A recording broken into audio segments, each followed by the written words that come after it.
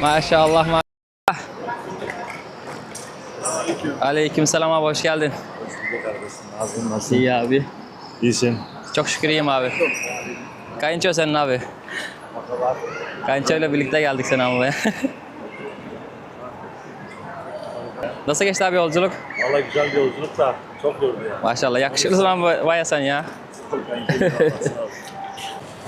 Selamünaleyküm abilerim, ablalarım, kardeşlerim. Yeni videomuza hoş geldiniz. Bu bölümde İzmir'den Yakup Bey gelecek. İnşallah Purwakarta şehri Çilekor kasabasına gideceğiz. Orada inşallah güzel bir düğün yapacak, nikah yapılacak. İnşallah bu süreci tamamını inşallah sizlerle paylaşacağım. Allah nasip ederse Yakup Bey'in hem tercümanı olacağız, hem yol arkadaşı olacağız, hem de evrak işlemlerinde yardımcı olacağım. Abi kardeş gibi inşallah bu süreci atlatacağız. Tıpkı daha önceki videolarda izlediğiniz gibi, gelen abilerle olduğu gibi inşallah Yakup Bey'le de bu süreci en kolay, en stressiz ve en ekonomik şekilde, en ekonomik olarak diyorum, otelinden tutun yemeğine kadar, taksisine kadar en ekonomi olanları inşallah arkadaşlar tercih ediyoruz. İnşallah bu süreci atlatacağız. Sizlerden videoya geçmeden önce kanalıma abone olmayı, beğeni ve güzel yorumlarınızı bekliyorum. Her şey için teşekkür ederim. Destekleriniz için teşekkür ederim. Otobanda dinleme tesisinde durduk. Akşam yemeği yiyeceğiz. Havalimanından Yakup Bey'in eş adayının ailesinin olduğu yere yaklaşık 4 saat. Aslında 156 kilometre ama yollar kötü. Ondan sonra fazla hız yapamıyoruz. Dolayısıyla bizim 160 kilometrelik yol 4 saate kadar çıkıyor. Şimdi akşam yemeği yiyeceğiz. Akabinde devam edeceğiz. Yorgunuz. İnşallah müsait zamanda röportaj yaparız.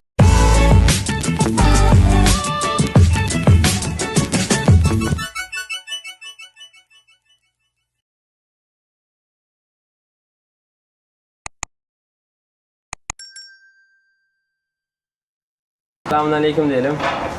Aleykümselam. Umarım iyisindir. İyiyim Allah'a şükür. Nereden geldin abi? Kendini biraz tanıtır mısın? İsmin? İzmir'den geldim. İsmim Yakup. Yakup Çimen. Kaç yaşındasın abi? 28 yaşındayım belki. İlk evliliğin değil mi? İlk defa evliliğim olacak inşallah. Bayağıdır da Hatun'la konuşuyoruz. Ama kız arkadaşım demek biraz şey geliyor. Ya hatun daha öyle güzel Evet. geliyor. O yüzden hatun. Ne kadar oldu abi? Sorması ayıp. Ne kadar oldu? Geçen sene nereden baksan bir sene yakın oluyor ya. Bir sene yakın oldu. Evet. Bayağıdır konuşuyoruz. Peki merakımdan değil de mesela evlenmek isteyip de bulamayanlar oluyor. Kardeşim ben mesela özelden çok soru gelen, yani soru soran oluyor özelden. Diyorlar ki kardeşim ben de hani senin videolarını izledim, işte evlenmek istiyorum, işte Türkiye'de bulamıyoruz, işte çok şey istiyorlar, yani maddi olarak, manevi olarak çok şey istiyorlar. Kimse sormuyor namazın niyazında mısın diye. Aha. İşte diyorlar ki işte araban var mı, evin var mı, ondan sonra işte bana şu kadar altın yapacaksın, bilezik, kaç tane bilezik isterim falan filan. Hani böyle tek bu tarz şeylerden dolayı hani adam 30-35 yaşına gelmiş, evlenememiş. Biliyor musun? Ondan dolayı zaten sen piyasada, yani sen Türkiye'de yaşıyorsun, biliyorsundur illa ki abi. Tabii piyasayı Dolayısıyla biliyorum. dolayısıyla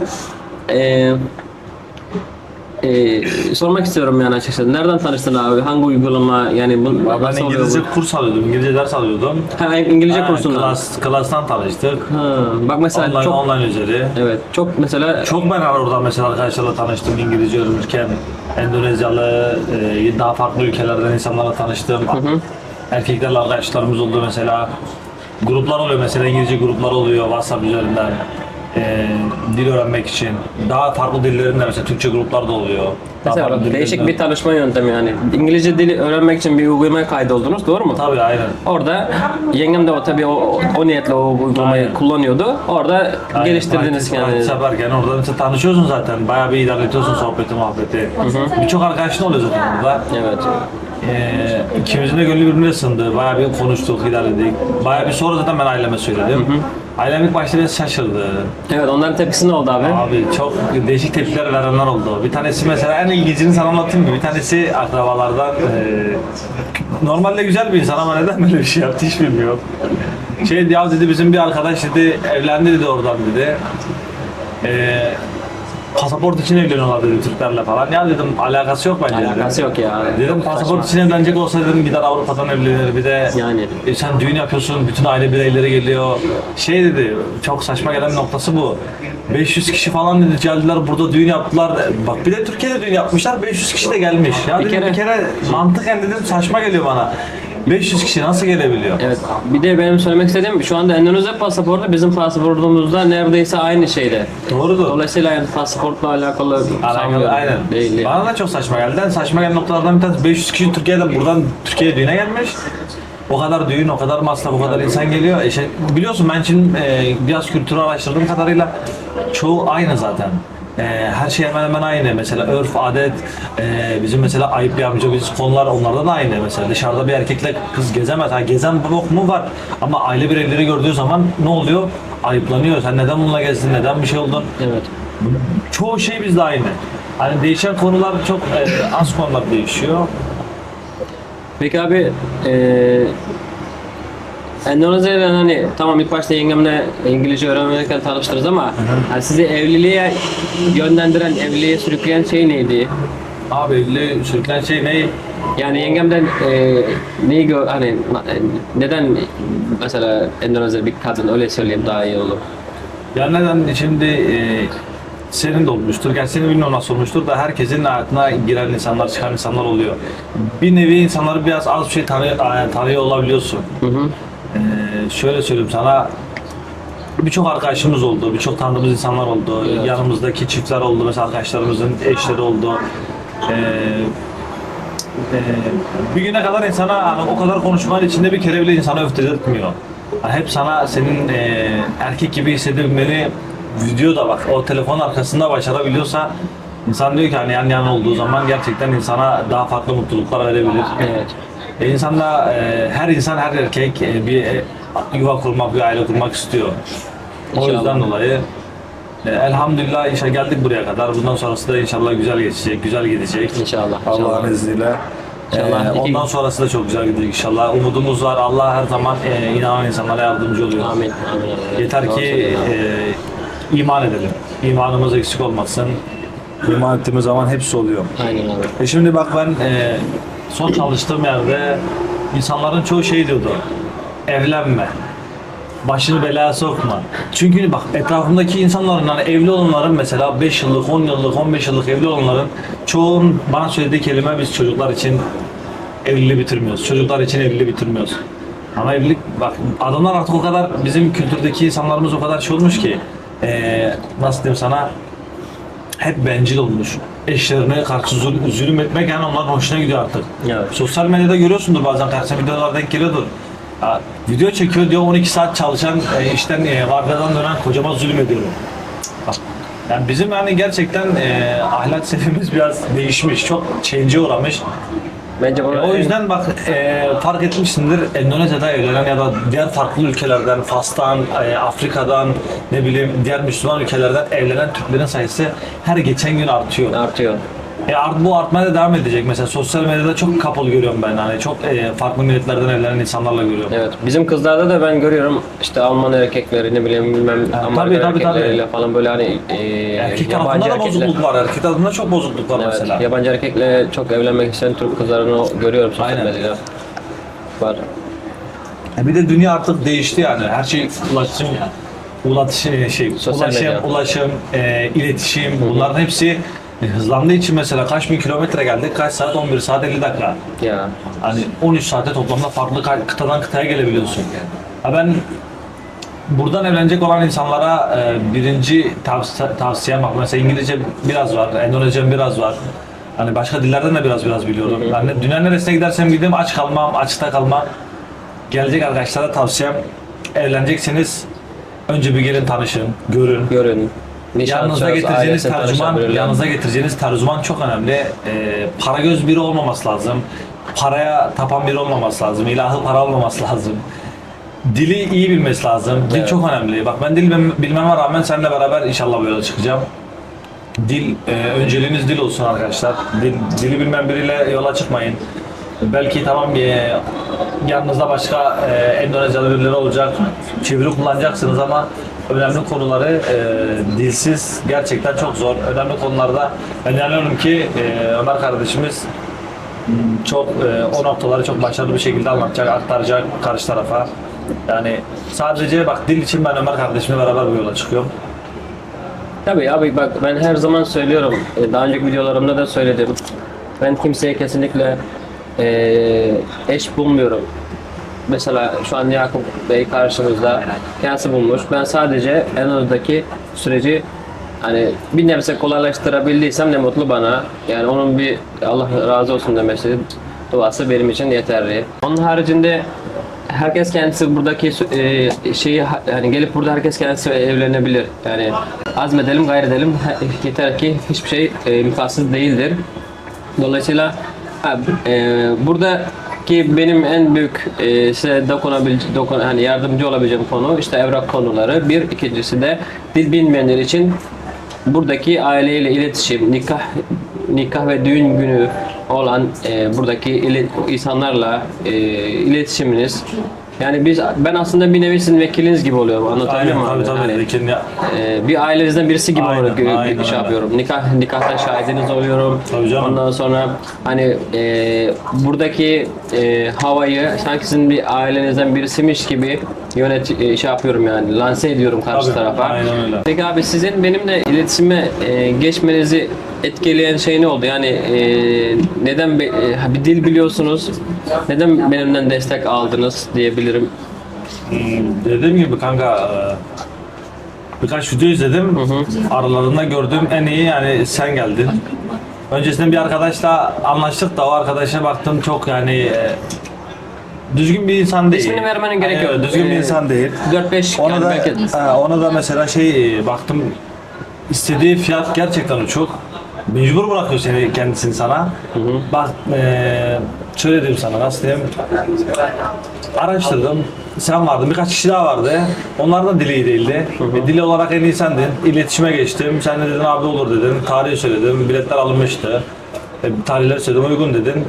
Seninle yola devam ettik. Şimdi buradayız. Senleyiz. İnanıyorum ki senin dilin iyi. İnşallah daha güzel iletişim kurabileceğiz karşı tarafla. Çünkü İnşallah. çok önemli. Ben yine kuruyorum. Çatpat yine şey yapıyoruz ama önemli konu var mesela. Şimdi onu 2 saat Google'dan yazamazsın. Yanında birinin olması lazım. Aile büyüklerinin yanında. Şimdi yanında geldiğin zaman sen bir şeyler anlattığın zaman karşı tarafın hoşuna gidecek. Bak diyecek sen zaten buradan evlisin. Senin de buradan evli olduğunu, çocuğun olduğunu bilmeleri işlerini bir nebze olsun rahatlatacak. rahatlatacak. Aynen Çünkü olsun. başka bir ülkeye kız gönderiyorlar. Zor yani kolay değil. Benim ailemden mesela çoğu insan inanamadı ya. Dedi nasıl sana verecek şimdi kızı sen getireceğim buraya kadar. Hiç dil bilmiyor, dil bilmiyor, yol bilmiyor, kimsesi yok burada. Bunlar kolay şeyler değil. Onlar için de kolay şeyler değil. Ama burada mesela kızın sözünü mesela baba şey yapıyor, dinliyor. Abi bizde bazı bölgelerimizde bu gerçekten imkansız bir şey. Hayatta izin vermezler yani. Doğru. Tamam kız kaçıp gelebilir ama babanın ailenin izni zor olur. Ha, burada da o bölgeler var mıdır? Vardır ama babası gerçekten sağ olsun destek oldu kızına, yanında durdu. Bunlar çok önemli noktalar. İnşallah abi. Yengemle zaten İngilizce olarak anlaşıyorsun değil mi abi? İngilizce, Endonezce karışıyoruz yani. Bazen ikisini birden mix ettim de oluyor yani. İnşallah. Zaten duyduğum kadarıyla şimdi gidince tabii göreceğiz inşallah. Şey yaptırmışsın, ev yaptırmışsın. Aynen. Güzel bir o ev demedim de oda değilim. Ben büyük large bir oda değil böyle güzel bir oda. Duşu banyosu olan. Endonezya usulü. Ha, Türkiye usulü değil abi. Ben olsaydım Türkiye usulü yaptırırdım. Evet. İnşallah Aşağıda arkadaşlar. bıraksaydım. Aynen. Yakup Bey Eşya dayının kayınpederinin hemen yanına ev yaptırmış. Gidince göreceğiz inşallah. Sizlere de göstereceğim. Artık orada konuşuruz. Yani evi gördükten Aynen. sonra ne kadar masraf ettiğim işte hani nasıl Fazla bir bir şey ev. gitmiyor Türkiye'ye göre ya. Anladım. İnşallah. Gidince göreceğiz inşallah arkadaşlar. Sizlere de göstereceğim. Aynen öyle. Sadece bir tanışma videosu olmuş oldu. Kısacası Yakup Bey İzmir'den geldi. İzmir Menemen ilçesinden. Orada ikamet ediyor. Daha önce yurt dışında çalışma hayatı oldu. Rusya'da çalışmıştın değil mi abi daha önce? Ne iş yapıyorsun abi? Belki sizinle birlikte çalışmak isteyenler olabilir. Mekanik boru tesisatı iş yapıyorum. Kazan dairesi, ondan sonra yangın hatları, fan coil, endüstriyel tesisler oluyor mesela. İzmirliler bilir, Tüpraş, Star Raffineri, Petkim, o tarz yerlerde mesela boru montaj işi yapıyorum. Mesela ben montaj işi yapıyorum mesela, o işte mesela dalda çok alan var. Kaynakçı var, ne bileyim, formeni var, supervisor'ı var, boru montaj işi yapıyorum, borucusu var mesela. Bir sürü alanın da kendine göre bile ayrıldığı zaman dallanıyor. Bir sürü işe giriyor bu sefer. Allah'a şükür son 2-2,5 yıldır falan o işi yapıyorum. Güzel bir iş, sevdiğim bir meslek. Ha, devam eder miyim gidince orası muallak, bilmiyorum devam eder miyim. Başka bir sektöre mi geçerim? O Allah'ın tamamen nasibine kalmış. Yani kısacası buradan evlenmek isteyenlere öncelikli tavsiyem bence gelip gezmeleri, görmeleri. Özellikle mesela gelip gezsinler, burada insanlarla çok rahat tanışabilirler. Dışarıda Türk olduğunuz için dikkat çekiyorsunuz. İnsanlar sizi direkt tanımak istiyor, yanınıza gelip fotoğraf çekmek istiyor. Evet, mesela bir AVM'ye girdiniz, geziyorsunuz. İlla ki size fotoğraf çekilmek isteyen olacaktır. Yani bu çok normal Aynen. ve kabul edin yani fotoğraf Tabii. çektirin yani. Çünkü bunları sorarlar muhtemelen nerelisiniz? Türkiye dersiniz. Tabii. Sonra fotoğraf çekilmek istemediğinizde hani çok kötü bir imaj oldu Tabii, bu sefer. kötü, aynen. Yani fotoğraf çekileceksin yani o sizi sağda solda ifşa etmeyecek sadece. Aynen. Hani arkadaşını gösterip bak ben bugün AVM'de işte filanca Türk'le fotoğraf çekildim diyecek. Tabii. Yani hatıra olarak kalacak ondan emin olun. Sürekli de bakar yani o fotoğrafı ve arkadaşlarına gösterir. O kadar yani onun ilerisi olmaz. Dolayısıyla O çok zaten dikkat etmemiz gereken bir nokta kanka. Yani o Türkiye'den buraya geldiğin zaman sen şahsınla Türkiye'yi temsil ediyorsun. Aynen. Ya buna dikkat etmen lazım, bu bilinçli olman lazım. İnsanlar hata yapıyorsa onlara hani ne bileyim kızgın bir tavırla sergilememen lazım. Ne kadar karşıdaki taraf yanlış da olsa sana göre senin onu sabırla geçiştirmen lazım. İnsanlara Türkiye'yi güzel temsil etmemiz lazım burada. aynen öyle. Şimdi görüyoruz, duyuyorsundur. Adam geliyor kavgaya karışıyor, ne bileyim olaya karışıyor, Türkiye'nin adını lekeliyor. Bunlar hoş şeyler değil. Sosyal medyadan çok görüyoruz farklı ülkelerde Türkiye'nin adını lekeleyen insanları. Bunlara hepimizin dikkat etmesi lazım. Evet, bir de arkadaşlar mesela ben yine mesela şu anda da Yakup Bey'in eşinin durumu da aynı. Pasaportu mesela biz nikahtan sonra çıkartıyoruz çünkü herhangi bir resmi bağ olmadığı için şu anda Endonezya'da pasaport çıkartmak hakikaten zor, meşakkatli bir durum söz konusu çünkü daha önce değil geçtiğimiz döneme göre Endonezya kadınları pasaport çıkartıp işte yurt dışına gidip orada hani işte değişik vukuatlara karışanlar oluyor işte yani uyuşturucu ne bileyim artık değişik türlü olaylar. Dolayısıyla Endonezya şu anda bununla alakalı çok sıkı tedbirler alıyor. Pasaport çıkartmak hakikaten zor. Bundan dolayı eşinize şimdiden pasaportla alakalı işlemleri başlatmasını yani buraya gelmeden önce pasaportla alakalı işlemleri başlatmasını isteyin. Buradaki sürecin daha hızlı ve akıcı bir şekilde ilerleyebilmesi için çünkü pasaport olmadan hiçbir şey yapılmıyor yani. Tamam. Ne vize başvurusu ne Jakarta'daki büyükelçiliğimizdeki işlemler hiçbiri ilerlemiyor. Dolayısıyla pasaport şart. Bunun mesela en basiti umre şirketleri var, umre acenteleri. Oradaki mesela pasaport görevlisi olarak çalışanlar oluyor. Onlara küçük bir miktar para vererek yani 200-300 rupiye para vererek pasaportu umre niyetiyle sonsuz şekilde çıkartabilirsiniz. Tavsiyem de 10 yıllık arkadaşlar. Çünkü pasaport yıllık, biliyorsunuz her yıl artıyor, her yıl vergi bölünüyor, ne bileyim fiyatı değişiyor. Dolayısıyla 10 yıllık kafanız Türkiye'de rahat olur. Türkiye'den aldıkları zaman da 10 yıl alsınlar yani. Bir kere alıyorsun 10 yıl al. Aynen Türkiye'de mesela pasaport çıkartıyorken de adam geçen birisi 2 yıllık çıkartmış, 6 ay sonra Endonezya'ya geleceğim diyor. Bu şey olur, ne kalıyor? 1,5 yıl kalıyor. Tabii. Dolayısıyla bu şeyde havalimanında sıkıntı olabilir. Normal prosedür 6 aydan fazla olmaz ama yine de sıkıntı adam çıkartacak olsa çıkartabilir. Almışken arkadaşlar tavsiyem 10 yıllık dursun yani lazım olmaz demeyin. Şu anda mesela yurt dışı planınız yoksa bile çıkartın yani dursun pasaport önemli. Acil bir şey olur yurt dışına çıkmanız gerekebilir yahut da bilemezsiniz. iş çıkar. Her türlü bir şey olabilir. Ya, Umre'ye gitmek isterseniz bir yerden bir rızık gelir. Şu anda mesela herkes, yani Endonezya'da çok var. Tek başınıza uçağa atlayıp Umre'ye gidebiliyorsunuz. Vize alıp Umre'ye gidebiliyorsunuz. 3-5 arkadaş toplanıp Umre'ye gitmek isteyebilirsiniz yani gibi. Dolayısıyla pasaportu çıkarttığınız zaman yani şiddetli tavsiyem 10 yıllık çıkartmanız. Elektronik çıkartmanız aynı şekilde. Normal pasaport biraz daha havalimanındaki işlemleri uzatabilir. En iyisi elektronik, yani okutup geçersiniz. O şekilde. Son olarak bizi izleyecek olanlara ne dersin abi? Şimdi Allah nasip ederse nikahımız olacak.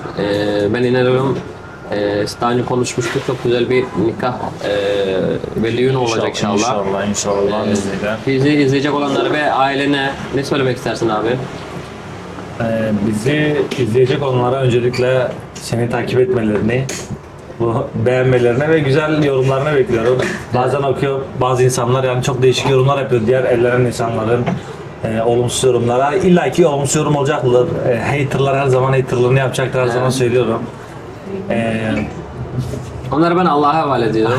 Yani diyecek bir şey bulamıyorum. Allah herkesin gönlüne göre versin. Amin, amin kardeşim. İnanıyorum seninle beraber çok Herkes güzel bir ettiğini video bulur, olacak. öyle Tabii, diyeyim ben. Herkes ettiğini tabii. bulur. Bu dünyada kimsenin yanında yapamaz. kalmaz. Aynen öyle. Ne yaptıysan onu. İnancımız bir yönde. Aynen. Ne Dolayısıyla ekersen onu biçersin. aynen ne ekersen onu biçersin. Aynen öyle. Geri kalan arkadaşlar, dediğim gibi geleceksiniz, rehberiniz illa Ömer olacak diye bir şey yok. Ömer zaten her zaman başka videolarında da bunu söylüyor. Dil bilsin abi. Dil önemli. Ben buna çok şey yapıyorum, ben dikkat ediyorum. Profesyonel bir dil uzmanıyla gitmenizi tavsiye ederim şiddetli bir şekilde. Prosedürler kolay. Prosedürleri bak, ben kendim dil bilmeme rağmen Ömer'le gidiyorum. Niye? Daha iyi bir dili var. Ne kadar da olsa kaç yıldır burada yaşıyor. Evet, lafını kestim abi, özür dilerim. İnşallah abi, mesela sen şu an Endonezya az çok biliyorsun. Bu sürede inşallah Endonezyan yani ben sana elimden geldiğince yardımcı olacağım. Allah razı olsun. İşte abi bu hani fırsat buldukça sizi inşallah Yani düzelteceğim. düzelteceğim, yardımcı olacağım. Siz zaten benden sürekli duyacaksınız yani şey olarak bir Türk ağzıyla diyeyim. Takıldığınız yerleri mutlaka sorun bana. Yani Zaten inşallah karşılıklı. konferans yaptırdığın zaman ben fark ediyordum, yani senin Endonezya'da anlayabildiğim şeyler oluyordu. O güzel mesela. Şimdi senin Türk ağzı var sende. Evet. Şimdi mesela bir Endonezyalı'nın Endonezya konuşmasıyla senin Endonezya konuşman benim için daha farklı. Benim seni anlamam daha kolay geliyor. Aynen abi, Çünkü doğru aynı söylüyorsun. Ses mahreçlere, tonu. aynı ses tonu, aynı mahreçlere sahibiz. evet. O yüzden senin çıkardığın kelime telaffuzu bana daha kolay anlaşılabilir ve Endonezya sunuyor. Evet abi, doğru söylüyorsun. İnşallah her konuda sizlere yardımcı olabilirsem İnancım buna tam kanka. ne mutlu bana. Evet arkadaşlar, kısa olsun öz olsun, yani konuşacak çok şey var ama Tabii. çok da sizlere sıkmaya gerek yok. Diğer videoları bekleyin. Güzel videolar Aynen. gelecek. İnşallah güzel videolar çekeceğiz, güzel videolar gelecek. Şimdi videoları kaçırmamak için kanalıma abone olmayı unutmayın lütfen. Aynı şekilde beğeni ve yorumlarınız benim için çok değerli. Bütün yorumlarınızı okuyorum ve cevaplıyorum. İnşallah göreceksiniz zaten. Dolayısıyla yorumlarınızı bekliyorum arkadaşlar. Bir de şunu demek istiyorum. Normalde istesem senin dediğin gibi video çekmeyebilirdik. Hani videoda olmayabilirdim ya da arka tarafta bekleyebilirdim. Bu videoların hepsine katılmamın tek sebebi hani kardeşime destek olmam. Yani iyi bir video çıkmasını sağlamam. Yoksa istesem arka planda da sadece sesimi de izletebilirdim. Yani fotoğrafların hiçbir kaydı olmamasını da sağlayabilirdim. Ama Ömer kardeşim güzel bir insan. Daha iyi yerlere gelmesini istediğim bir kardeşim. İnşallah birkaç tavsiyede de bulundum kendisine. Bulunacağım da hani elimden geldiyse hani ufak bir şey aktarabilsem bile benim için ne mutlu. Dediğim gibi arkadaşlar, gelen abiler de olursa seninle beraber yani videoların güzel çıkmasına vesile olursa daha iyi olur senin için de, onlar için de. Ya çekinecek bir durum yok. Ben de ilk defa kamera karşısına çıkıyorum mesela. Ama hiç değil. Yani sen karşımda bir birey varmış gibi, sizleri bir birey olarak gördüğüm gibi konuşmaya çalışıyorum. Eğer yaptığım kelime hataları, şeyler olursa da onları ilk defanın verdiği gerginliğe vermenizi istiyorum. Çok güzel konuştun abi, yani ağzına sağlık. Sağ ol. Evet, yani aynı şekilde benim için de önemli arkadaşlar. varsa konuşurken, tabii biz yurt dışında yaşıyoruz. Ben burada Türkçeden çok Endonezya konuşuyorum. Tabii onu fark ediyorum yani. Onun işte bir şey oluyor, etkisi oluyor Etkisi olur, Türkçe aynen öyle. konuşurken. Dolayısıyla o konuda lütfen bağışlayın, yani aklınıza sanıyoruz. Önce Allah'a, sonra size. Ne diyecektim? Tekrardan bizleri izlediğiniz için, takip ettiğiniz için teşekkür ederim. Kendi sağlıklı, sıhhatli kalın. Kendinize iyi bakın. Sıradaki videolarda görüşmek üzere. Selamünaleyküm. Aleykümselam.